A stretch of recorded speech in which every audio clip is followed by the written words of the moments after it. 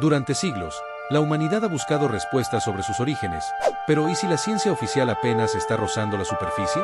La evolución, tal como la entendemos, sugiere un proceso lento y gradual, pero la aparición del Homo sapiens parece haber sido un salto casi milagroso. En un abrir y cerrar de ojos geológico, pasamos de ser simples cazadores a crear arte, lenguaje, religión y tecnología. Este avance repentino desafía las explicaciones convencionales. ¿Y si algo, o alguien, aceleró nuestro desarrollo? Tal vez no evolucionamos solos, sino que fuimos guiados, o incluso diseñados con un propósito específico. Esta idea, aunque controvertida, abre la puerta a una posibilidad radical. ¿Y si nuestro origen no es natural, sino el resultado de un experimento meticulosamente planeado? Después de todo, ¿por qué somos la única especie con una autoconciencia tan profunda, capaz de cuestionar el universo mismo?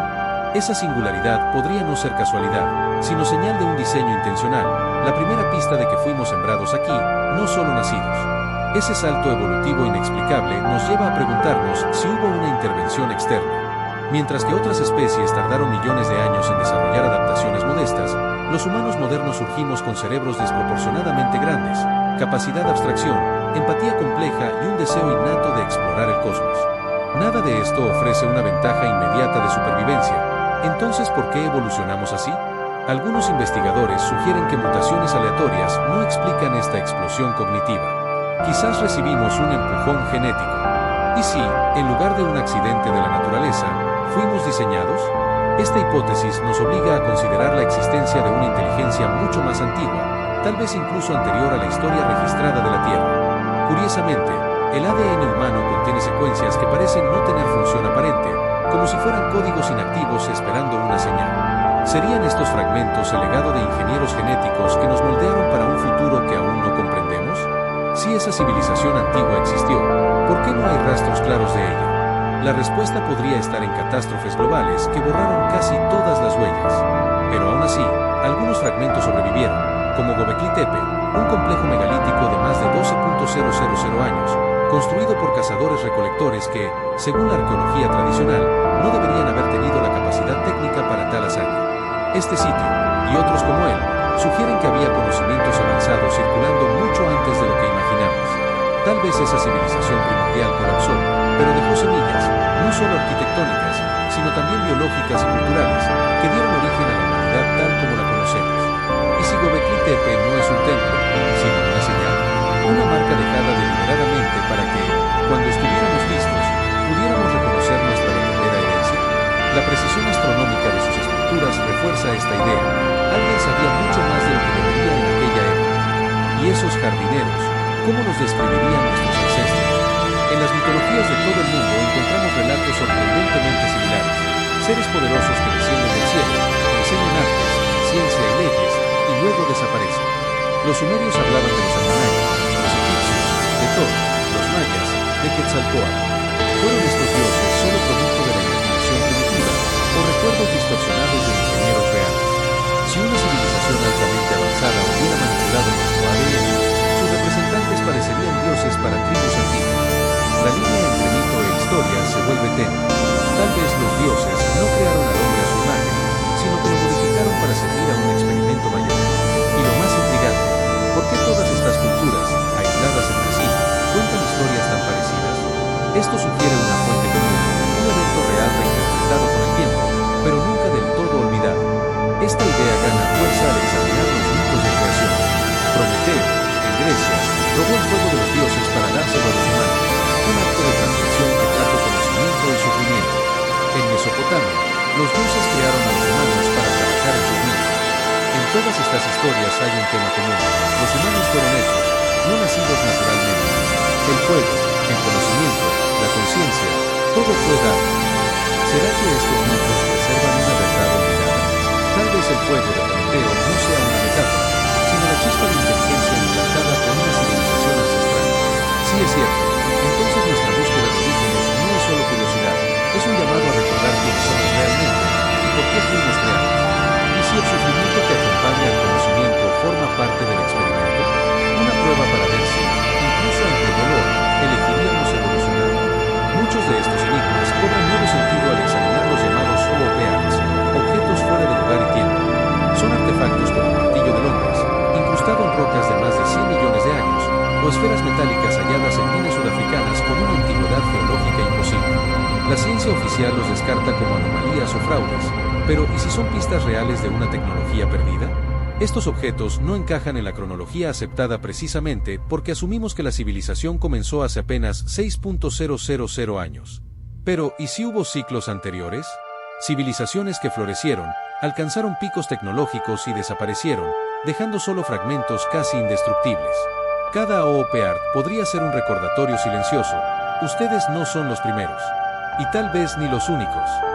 Estos hallazgos no prueban por sí solos la hipótesis del experimento, pero abren una grieta en la narrativa lineal de la historia, y en esa grieta caben preguntas que la ciencia aún teme formular. Esta posibilidad se vuelve aún más plausible al observar nuestro propio código genético.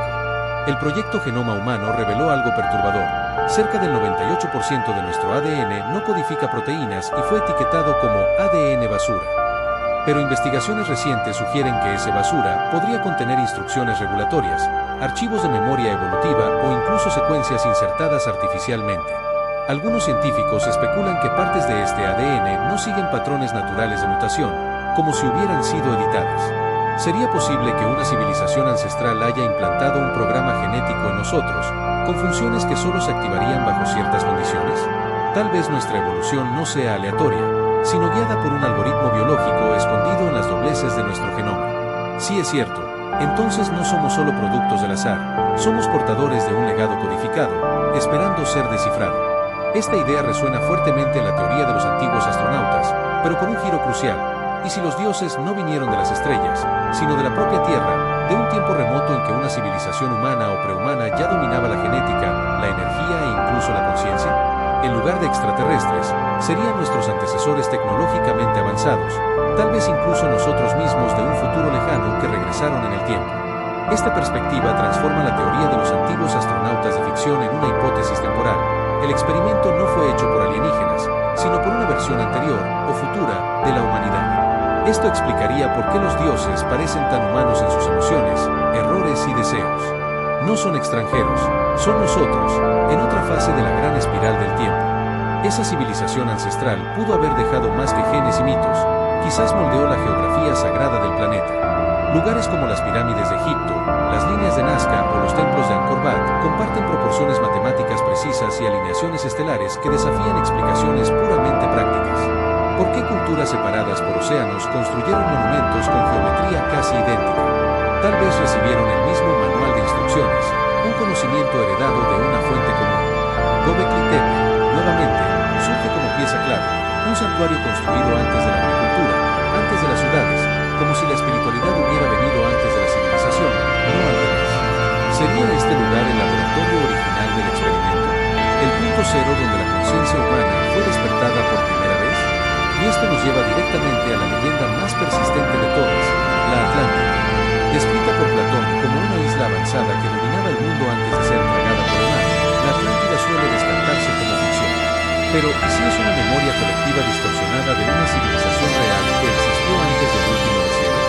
Registros geológicos muestran que el nivel del mar subió drásticamente hace unos 12.000 años, inundando vastas zonas costeras, justo cuando Göbekli Tepe fue enterrado de negra.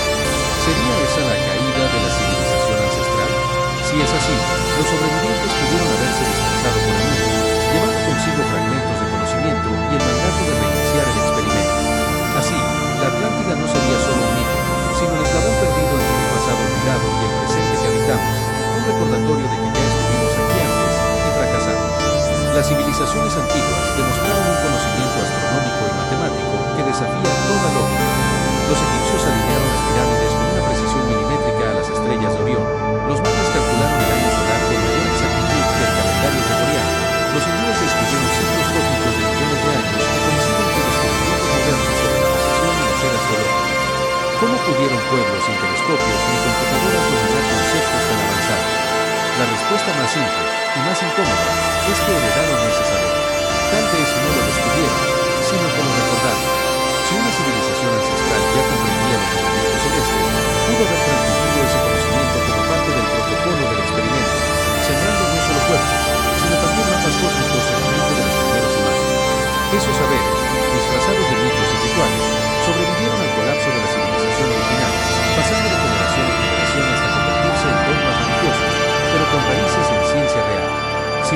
fue creada como parte de un experimento controlado, entonces cada aspecto de nuestra existencia podría haber sido cuidadosamente diseñado. Nuestras emociones, nuestra curiosidad, incluso nuestro sentido de la moralidad, todo podría ser una variable dentro de una gran prueba. ¿Por qué somos capaces de crear y destruir con igual intensidad? ¿Por qué buscamos significado en un universo aparentemente indiferente? Tal vez esas dualidades no sean fallas, sino características intencionadas. Un experimento así no probaría solo la inteligencia, sino la conciencia ética, la resiliencia espiritual y la capacidad de evolucionar más allá del instinto. ¿Y si el verdadero objetivo no es colonizar planetas o dominar la materia, sino trascender la propia condición humana? En ese escenario, cada guerra, cada descubrimiento, cada acto de compasión sería un dato recogido por observadores invisibles, o por un sistema automático incrustado en la propia realidad. Esta hipótesis cobra fuerza al considerar las anomalías genéticas halladas en restos humanos antiguos. Cráneos alargados, como los de Paracas en Perú, poseen un volumen craneal hasta un 25% mayor que el humano promedio, y su ADN, en algunos análisis preliminares, no coincide del todo con el del Homo sapiens. Aunque la ciencia tradicional atribuye esto a deformación cultural, las diferencias óseas y genéticas van más allá de lo que la presión externa puede explicar. ¿Serían estos individuos híbridos, resultados de cruces entre humanos y los ingenieros del experimento? ¿O tal vez representantes de una línea genética alternativa, introducida deliberadamente para probar distintas trayectorias evolutivas? Sí es cierto, entonces la diversidad humana no es solo geográfica o cultural, sino también biológica, fruto de múltiples versiones del mismo proyecto original. La extinción de los neandertales también se vuelve sospechosa bajo esta nueva perspectiva. Durante miles de años, Homo sapiens y neandertales coexistieron, con capacidades cognitivas similares. Luego, de repente, los neandertales desaparecieron. La explicación convencional habla de competencia o cambios climáticos, pero ¿y si hubo una intervención directa? Tal vez los neandertales no encajaban en el perfil del experimento, o quizás fueron eliminados porque amenazaban el control sobre la línea sapiens. Curiosamente, todos los humanos no africanos llevan trazas de ADN neandertal, lo que sugiere que hubo cruces, pero también selección. ¿Será que los ingenieros permitieron solo ciertas mezclas, filtrando rasgos útiles y descartando a otros? Si es así, entonces nuestra evolución fue menos un río natural y más un jardín podado con precisión quirúrgica. Y nadie representa mejor esta idea de ingeniería genética antigua que los Anunnaki de la mitología sumeria. Según los textos cuneiformes, estos seres descendieron del cielo y crearon a los humanos mezclando su propia sangre con la de una criatura primitiva, el Ulu, para obtener una raza de trabajadores. Suena como mito, pero la descripción es sorprendentemente técnica. Manipulación de sangre, creación de un híbrido, pruebas sucesivas hasta lograr el éxito. Secharia Sitchin interpretó estos textos como registros históricos, no alegorías. Aunque controvertido, su trabajo plantea una pregunta válida. ¿Por qué una de las civilizaciones más antiguas de la Tierra describiría su origen como un acto de bioingeniería? Si los sumerios estaban equivocados, ¿por qué tantas otras culturas repiten la misma narrativa con mínimas variaciones? Tal vez no inventaron, solo recordaron. ¿Y si los Anunnaki no son dioses ni alienígenas, sino miembros de una civilización terrestre tan avanzada que parecían divinidades? El neocórtex humano es una anomalía biológica. Representa casi el 76% de nuestro cerebro, una proporción descomunal en comparación con otros primates, y es responsable de funciones como el lenguaje, la planificación, la empatía y el pensamiento abstracto. La evolución natural difícilmente explicaría un órgano tan costoso energéticamente sin una presión selectiva clara y constante. Pero ¿y si ese crecimiento no fue gradual, sino inducido? Tal vez el neocórtex fue activado o expandido mediante una intervención externa, una actualización biológica insertada en un momento crítico de nuestra historia. Esto explicaría no solo su complejidad, sino también por qué muchas de sus capacidades permanecen subutilizadas en la mayoría de las personas.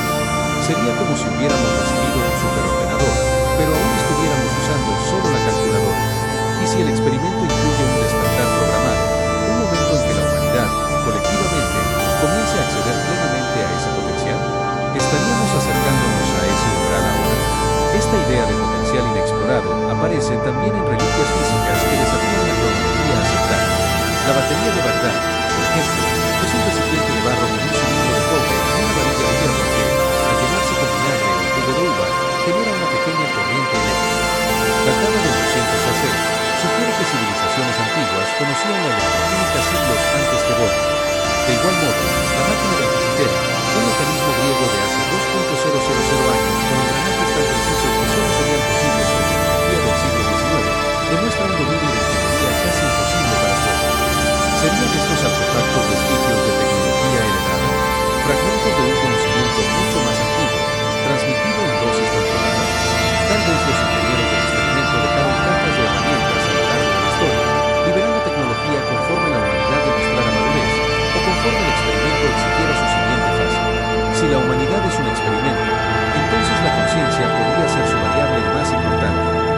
basta con pensar, hay que saber qué se piensa.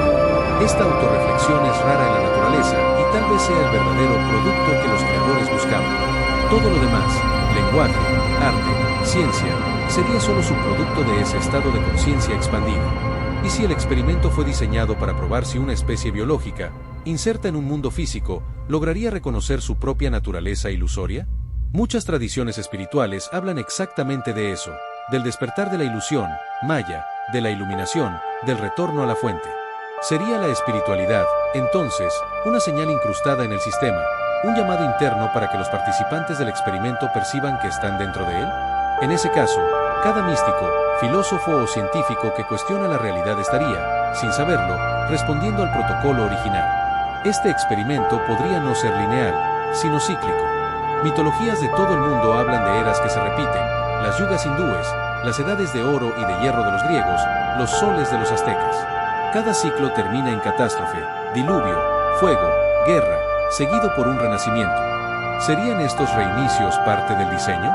Tal vez, tras cierto tiempo, la civilización alcanza un punto de inestabilidad y el experimento deba reiniciarse para evitar un colapso total. Göbekli Tepe fue enterrado hacia el 8000 a.C., como si sus constructores quisieran preservarlo para el próximo ciclo. ¿Y si cada era deja semillas, genéticas, arquitectónicas, simbólicas, para acelerar el despertar de la siguiente?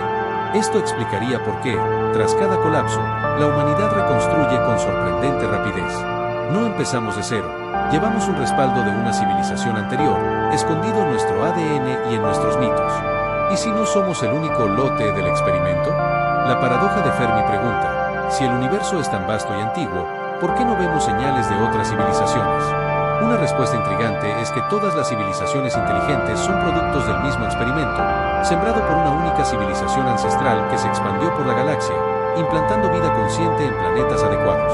En ese escenario, humanos y cualquier otro ser inteligente serían primos genéticos, todos descendientes del mismo proyecto original. Esto explicaría por qué buscamos contacto. No es solo curiosidad, es un instinto de reencuentro. Tal vez el silencio cósmico exista porque todas las civilizaciones están en fases distintas de la misma prueba, y solo cuando una de ellas aprueba, se abre el canal de comunicación. Estaríamos, entonces, no aislados, sino en cuarentena cósmica, esperando el momento justo para conocer la verdad. La aceleración de la evolución cultural en los últimos 10.000 años es, por sí sola, un fenómeno anómalo. Durante más de 200.000 años, los humanos vivieron como cazadores-recolectores, con escasos avances tecnológicos. Luego, casi de la nada, surgieron la agricultura, la escritura, las ciudades, las leyes, las monedas y la filosofía, todo en un lapso evolutivamente insignificante. Esta explosión no sigue el ritmo lento de la selección natural, parece más bien una descarga colectiva de conocimiento. Y sí, tras el colapso de la civilización ancestral, los sobrevivientes comenzaron a activar memorias codificadas en sus genes.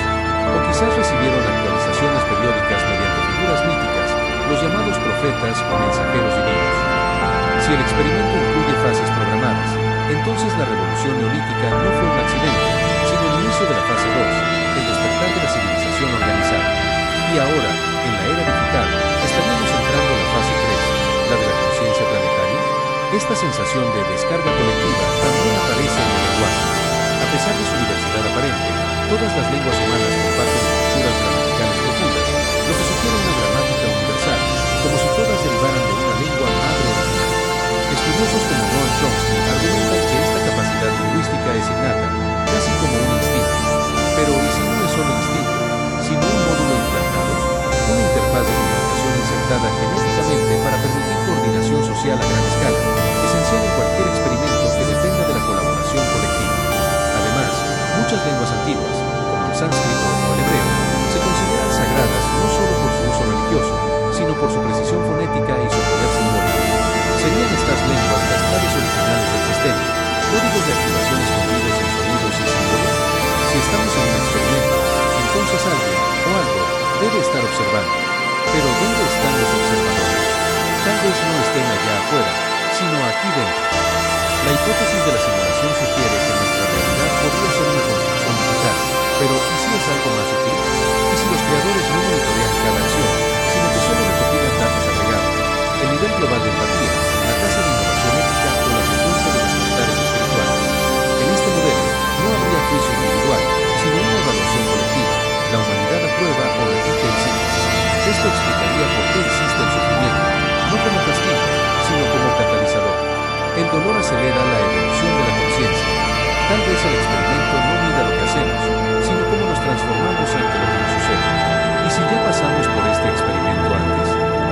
modelos geológicos indican que las grandes extinciones masivas ocurren en ciclos de aproximadamente 26 millones de años, posiblemente ligados al movimiento del sistema solar por la galaxia. Pero también hay evidencia de catástrofes más recientes, como el impacto de un cometa hace 12.800 años, que podría haber destruido civilizaciones prehistóricas avanzadas. ¿Será que cada ciclo termina con un reinicio forzado, seguido por una nueva siembra de conciencia? Si es así, entonces Göbekli Tepe, las pirámides y los mitos del diluvio no son solo recuerdos, sino marcas de emergencia dejadas por los sobrevivientes del ciclo anterior para guiarnos en el actual. En ese caso, nuestra historia no es lineal, sino espiral. Repetimos patrones, cometemos los mismos errores, pero con la oportunidad de, algún día, romper el ciclo. Estaríamos ahora en la encrucijada final, donde elegimos entre repetir o trascender. Esta búsqueda de trascendencia está en el corazón de todas las tradiciones espirituales. La idea de Dios podría no ser una creencia ingenua, sino una memoria ancestral distorsionada de los creadores. Cuando un chamán entra en trance, cuando un místico ve luces, cuando un científico siente éxtasis ante una ecuación elegante, todos están tocando la misma realidad subyacente. Tal vez la espiritualidad sea el canal de retroalimentación del experimento. Cuanto más buscamos lo divino, más activamos los protocolos internos de evolución. No es casualidad que, en tiempos de crisis, la humanidad siempre se vuelva hacia lo sagrado. ¿Será este el mecanismo de recuperación incrustado en el sistema? ¿Y si el verdadero objetivo del experimento no es crear siervos, guerreros o colonizadores, sino seres capaces de reconocer la unidad detrás de toda existencia, y así convertirse en co-creadores? En ese caso, cada acto de compasión, cada descubrimiento científico, cada obra de arte es un paso hacia el despertar colectivo y hacia el fin del experimento. El lenguaje, como vimos, puede ser más que comunicación, puede ser código. Pero hay algo aún más fundamental, los patrones matemáticos que impregnan la naturaleza. La proporción áurea, los números de Fibonacci, la geometría sagrada, todos aparecen desde el ADN hasta las galaxias, como si el universo siguiera un diseño común. Las civilizaciones antiguas incorporaron estos patrones en templos, pinturas y rituales, no por casualidad, sino por intuición de que estaban tocando la firma de los creadores. ¿Serán estos patrones el lenguaje original del experimento? Un código universal dejado deliberadamente para que, cuando estuviéramos listos, pudiéramos reconocer que no estamos solos ni por azar? Cada flor, cada concha, cada espiral galáctica sería entonces un recordatorio silencioso. Forman parte de un todo diseñado. Busquen la conexión. Y cuanto más comprendemos estas leyes, más nos acercamos a la mente que las escribió. Ese reconocimiento podría ser exactamente lo que el experimento espera. Tal vez no haya un juez externo, sino un mecanismo automático. Cuando un cierto umbral de conciencia colectiva se alcance, el sistema se revela. Esto explicaría por qué, en las últimas décadas, tantas personas reportan sincronicidades, despertares espirituales y la sensación de que algo está cambiando. Estaríamos entrando en la fase final del experimento, no por intervención externa, sino por madurez interna. La tecnología, la globalización y el acceso a la información podrían no ser accidentes históricos, sino herramientas necesarias para que la humanidad se vea como un solo organismo. Cuando eso ocurra plenamente, tal vez las paredes de la simulación se disuelvan, o los creadores se revelen no como dioses, sino como mentores que esperaron pacientemente nuestro despertar. El experimento no termina con una calificación, termina con un abrazo. Pero, ¿y si ya fracasamos antes? Las leyendas hablan de civilizaciones que volaban, manipulaban la energía y vivían en armonía, hasta que el orgullo las destruyó. La Atlántida, Shambhala, Lemuria, todas caen por exceso de poder sin sabiduría. ¿Estaríamos repitiendo el mismo error?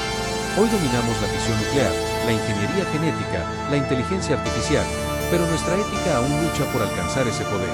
Tal vez la verdadera prueba del experimento no sea tecnológica, sino moral. ¿Lograremos usar nuestro poder sin autodestruirnos? Sí, demostramos que merecemos la siguiente etapa. Si no, el ciclo comienza de nuevo. Y quizás, en cada intento, la semilla de la conciencia se planta un poco más profundo, hasta que, finalmente, brote una humanidad capaz de cortar el fuego sin quemarse. Esta perspectiva transforma a cada uno de nosotros en participante activo del experimento. No somos meros espectadores de la historia, somos sus coautores. Cada elección ética, cada acto de creatividad, cada momento de compasión contribuye al resultado final. Tal vez por eso tantas tradiciones enfatizan la responsabilidad individual. Si el cambio que quieres ver en el mundo no es solo un cliché, sino un protocolo del sistema. El experimento no depende de gobiernos o élites, sino de la frecuencia colectiva generada por miles de millones de decisiones cotidianas. ¿Y si, en este preciso instante, estuviéramos al borde de un salto cuántico de conciencia? Un punto de inflexión donde el caos actual da paso a una nueva era, no por milagro, sino por la elección consciente de una masa crítica de la humanidad. Entonces, volvemos a la pregunta inicial.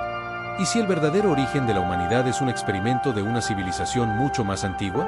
Tal vez la respuesta ya esté dentro de nosotros, no como memoria, sino como potencial. Si fuimos creados para evolucionar más allá de nuestros creadores, entonces el objetivo final no es obedecer, sino superar, no es adorar, sino comprender, no es sobrevivir, sino trascender. El experimento pudo haber comenzado hace miles, o millones, de años, pero su clímax está ocurriendo ahora. Y tú, al cuestionar, al buscar, al sentir que hay algo más, ya estás participando en él. Tal vez la verdadera señal de que el experimento está funcionando sea exactamente esta: el hecho de que nos estemos haciendo esta pregunta.